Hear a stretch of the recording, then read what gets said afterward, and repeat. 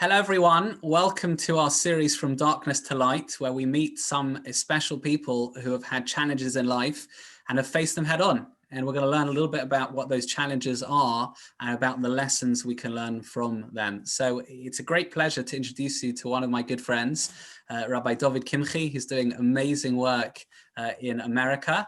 Dovid, tell me, I guess, look, the background. We know each other we go way back. But I guess let's focus on the particular challenges that you've had. I mean, just, start from where you're from and tell us the challenge, and then we'll explore some of the coping mechanisms and lessons. Thank you, Rabbi Fine, and thank you for inviting me. Nice to see you. Sure. So my name is, as you said, my name is Dovid Kimche. I was born and raised in London. My father was the rabbi of Ner Yisrael Shul for 35 years or so, until his retirement last year. So born and raised in London, went to Hasmo High School. For this purposes, the most significant challenge of my life, I would say, was I battled cancer now 6 years ago, 2014. I was living in Israel at the time with my newly married wife, and really from one day to the next, I was diagnosed with testicular cancer. Really quite shocking, because I thank God I keep myself in good health, and it was really dumped on me like a ton of bricks. Really something out of left field. Really quite shocking. So what? But you just had a child at the time, am I right? We just had a child at the time. We were married a year and a half. We just had a child. Our Yaakov was 3 months old. And then one day to the next, went to hospital, was diagnosed. We decided to come back to London for the treatment, because at the time, both my parents and my wife's parents lived in London. So we decided to come back, and I went through 3 months of treatment in London, chemotherapy. And thank God, 4 months later, I got my clean bill of health, and that was, thank God. It's a happy story, and I'm very, very grateful for that. But this is why you reached out to me, because I was faced with this significant challenge, and I had to deal with it, and I had to overcome it, and I had to. That was my challenge in life. That was my big challenge in life. So remind me, how old were you at the time? So you were newly married. Newly married. I actually remember going to the Pidyon Haben, which is the ceremony after 30 days, which I guess you didn't know, but presumably the cancer was there then. The Pidyon Haben was about a month or so before I was diagnosed. Wow. Maybe sorry, it was a month. It was 2 months just before I was diagnosed. The cancer was inside of me. I did not know about it clearly at the time. Gosh, if I remember, I was 26 years old. I was 26 years old. Wow. And if I remember correctly, I guess this is probably not what we want to talk about fully, but when you went into hospital, it was for something. It was like a random back pain, wasn't it? It was. There was, it was for. The truth is, I did feel some pain, in that area, but thank God, the doctor said. I mean, not that this is the topic for discussion right now necessarily, but the reason why cancer is such a killer is often that it's a silent killer. You often feel it too late. Thank God, I had some warning signs. A few hours of intense pain that took me to hospital, and thank God, I was diagnosed. Yeah. Okay. Let's move on to, sure. I guess that the core element in terms of the coping. I mean, look, you were in the country that you didn't want to be in, so to speak. You were newly married, a new child, and now you're dumped in hospital for months, fighting a lethal disease. What do you do? What were your coping mechanisms? How did you feel? What got you through those moments? Good questions. I did a lot of thinking about it at the time and afterwards. Sometimes you really collect your thoughts only after the fact. But a few things that were clear to me at the time. First of all, it goes without saying, supportive family, my wife, my parents, my in-laws, incredibly supportive. But I think there was something more fundamental to my attitude at the time, and I think this is what I want to discuss with you right now. Was the general sense of life includes rough parts too.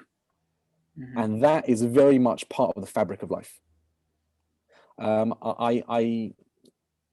discussion with some friends, some people it was clear to me that some people have the outlook of my life is good, generally is good, and hopefully people's life is smooth and happy, and please God, it should be that way.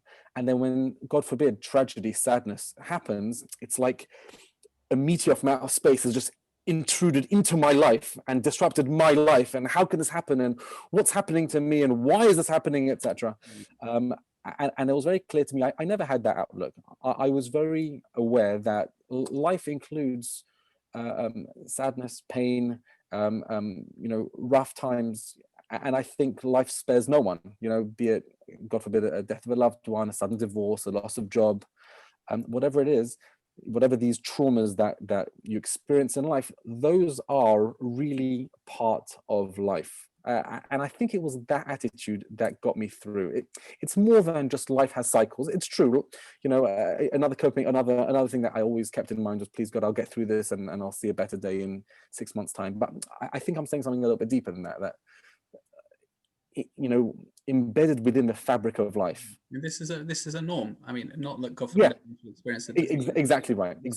Yeah, this is a norm, and for that reason, it seems like cancer patients, or at the time, they've got a special like place in life. Like everyone's got, oh, he's a cancer survivor, he's a cancer patient. And I never liked that attitude. Like I got special treatment for that. I never liked that attitude, because I was very keenly aware at the time, and I am now, that everyone goes through traumas. Everyone goes through, just, that's part of the experience of being human. People go through really difficult times in life.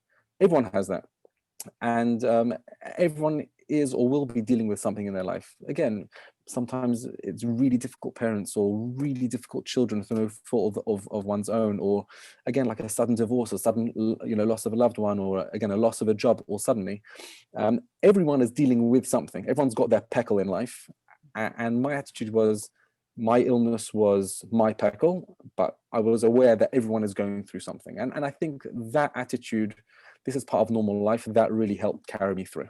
Then that's incredible attitude to have. I think, just to put a Jewish source on it, Mesilas Yesharim writes, he says that our purpose in life is to do mitzvahs and to withstand tests. Lamod b'nisayon. In other words, tests are part and parcel of us being here, which is really interesting that he puts it like that. Yeah, I experienced that very, very keenly. Wow. I experienced that very, very keenly. Wow. And I guess kind of moving on, not only attitudes, but what helped? Was there, like, I don't know, was there a daily routine you clung on to? Was there a vision? Was there or as you said, was it just, this is normal and this is, the phase at the moment? I think more of the latter. I guess specific to my case, just going through chemotherapy, it was very difficult to have a regular schedule, because, as the doctors warned me, that every day you'll feel different. One day I woke up, I was feeling, quite energetic, and I went for a walk around the park or walk around the heath. And the next day I literally could not get out of bed. So it was kind of difficult to create some sort of firm schedule, or rigid schedule, or regular schedule, should I say.